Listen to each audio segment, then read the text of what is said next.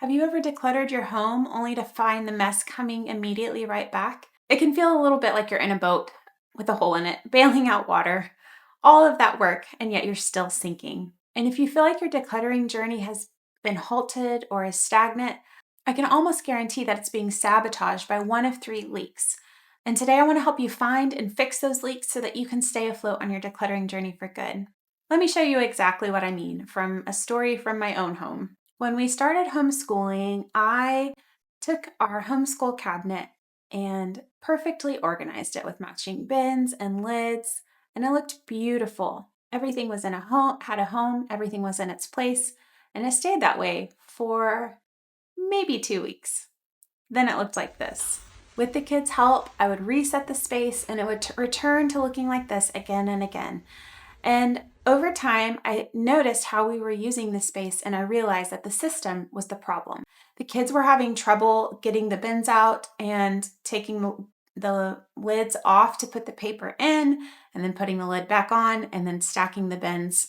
And it just wasn't working. It was too cumbersome. And for kids who move quickly and want to move on to the next thing, it just wasn't a great system. So I changed the system. I removed the bins with lids and found some little paper trays that they could easily slide in without having to remove extra lids and have extra steps in the process. And it worked great. And it looked like this. I was so excited to have found something that I thought was going to work really great. It was easy for me and for the kids to maintain.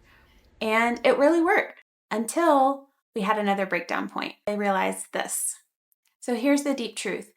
Even a good system will fail if you have a habit problem or an inventory problem. So I want us to be detectives and we're going to look for these 3 leaks, and I want you to think through maybe a few spaces in your home if you are noticing a return clutter problem, and think through if one of these might be the leak that you need to pinpoint and fix. The first leak to look for are systems.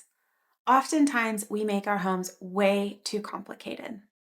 If it's difficult for you to put up or to take out, chances are that you are going to have trouble putting your thing away. We want to make the system so easy that there's no issue with removing and putting back any item at any point in time. The problem with a systems leak is you've made the system too complicated. If it's too many steps, if you have to do too many things, you aren't going to want to do that. And as a result, most of us will just place the item down on the closest counter or shelf next to the place that it's supposed to go. So the fix is we want to make everyday items easily accessible. Think, instead of bins with lids, think some type of a pull-out drawer or a pull-out bin, something that you can just pull out and dump. I'm going to look for your organizational systems and think, how can I make that easier? Can I remove any steps? This might also look like storing everyday uses in easy to reach spaces rather than something that needs like a step stool to reach or a ladder. It also might look like using hooks instead of hangers. So look at your clutter hotspot, think, how can I make this easier? And that is how you're going to first be able to address a system with a leak. Okay, next we have the habit leak. Your routines are missing. You can have the perfect system, but if you don't have the habits to go along with it, your system will never work. The good news is there is a fix for this. And first, I want you to start by giving yourself grace. A study from University College in London found it takes on average 66 days to form a new habit. So if you find that you are failing a week or 2 into a new organizational system, don't give up yet. Maybe you just haven't built the right habit. So knowing that it takes 66 days on average to make a habit, I want you to give yourself grace, but I also want you to acknowledge that you're bound to miss at least once. And when you do, don't be hard on yourself. I love James Clear from Atomic Habits. He wrote this rule of never miss twice. So on that day when you miss your habit for your new system, it's okay. Acknowledge that you missed it and go, okay, I missed that. I'm going to try again tomorrow, or I'll try again in 30 minutes, or whenever that next habit should occur. The goal is that you never miss twice, though, because we all fall off of the wagon at some point. You just got to hop back on, and that is what builds consistency. One of my favorite actionable tips is to implement like a 5, 10, or 15-minute reset. We personally do a 15-minute reset, but we have 4 young kids, 8 arms between them. It seems like it's very easy for them to like scatter and move things very quickly, and things can get kind of chaotic feeling. So for us, it takes like 15 minutes, sometimes 20 or 30 if they are moving really slow. But on average, we try to keep our inventory to where it takes about 15 minutes to reset. And I like to stack that habit. So we usually do it with meals. We do a 15-minute reset at lunch and a 15-minute reset at dinner. And this helps keep clutter from building and building throughout the week.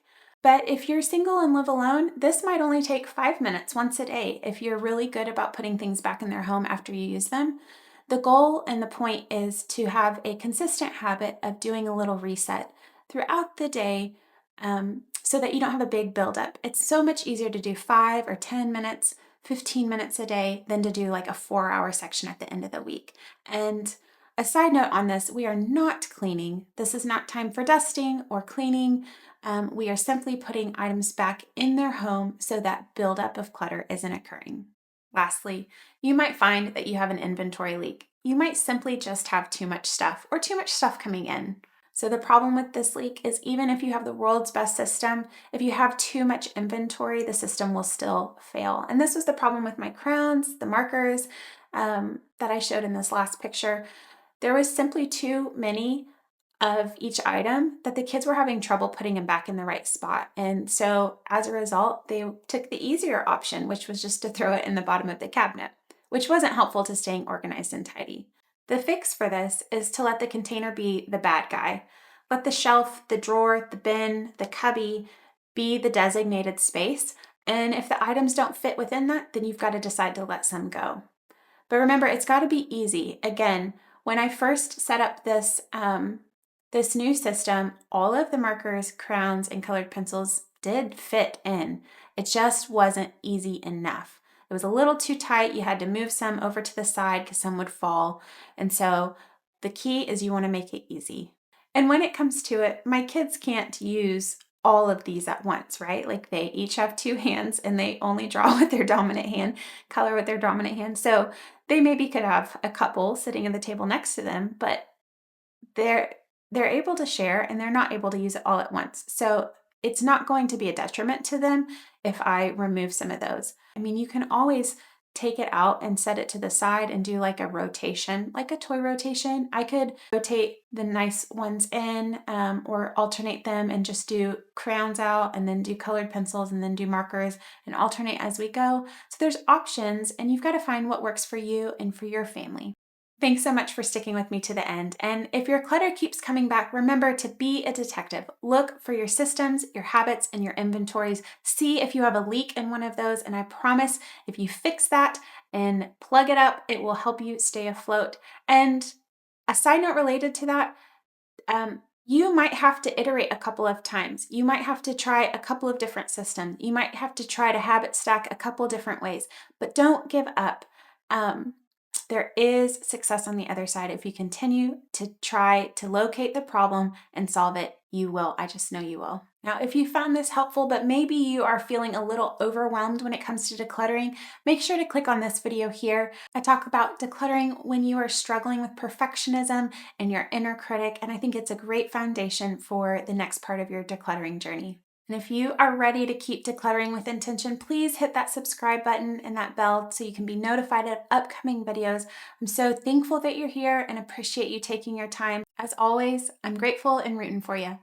Bye.